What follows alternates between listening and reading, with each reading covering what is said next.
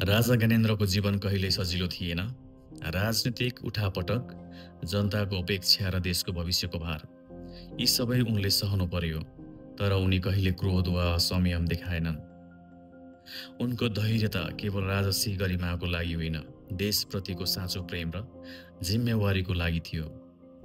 कठिन परिस्थितिहरूमा पनि उनी असंयम वा हिंसामा बिथोलिएनन्। उनले सिकाए धैर्य राख्नु, सोच विचार गर्नु र सहनशील बन्नु नै नेतृत्व हो। जब देश परिवर्तनको आँधीमा थियो, राजा ज्ञानेन्द्रले आफ्नो मनको शान्ति र विवेक कायम राखे। उनले देखाए शक्ति केवल आक्रामकता मात्र होइन, शान्ति र सहनशीलतामा पनि हुन्छ। उनका निर्णय र कार्यहरूले हामीलाई सम्झाउँछन् कहिल्यै आवेगमा नआउनु, कठिन परिस्थितिमा पनि धैर्यता राख्नु र देशप्रतिको प्रेमलाई कहिले नछोड्नु। धैर्यता र सहनशीलता केवल व्यक्तिको गुण होइन, यो एउटा जीवनशैली हो जसले इतिहास बनाउँछ।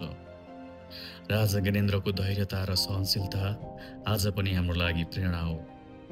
कठिन समयमा जब हामी डर वा निराशमा फस्छौँ, उनको उदाहरणले सम्झाउँछ शान्ति, धैर्यता र विवेकले मात्र भविष्य सुरक्षित राख्न सक्छ। उनको कथा केवल इतिहास होइन, जीवनको पाठ हो। धैर्यता र सहनशीलता कमजोरी होइन, यो शक्ति हो जसले चुनौतीलाई अवसरमा बदल्न सक्छ। राजा ज्ञानेन्द्रले देखाए जब सबै हार मान्छन् तब पनि धैर्य राख्नु, सहनशील बन्नु र देशप्रतिको प्रेम कहिले नछोड्नु। उनका कार्य र चरित्रले हामी सबैलाई मार्गदर्शन गर्छ।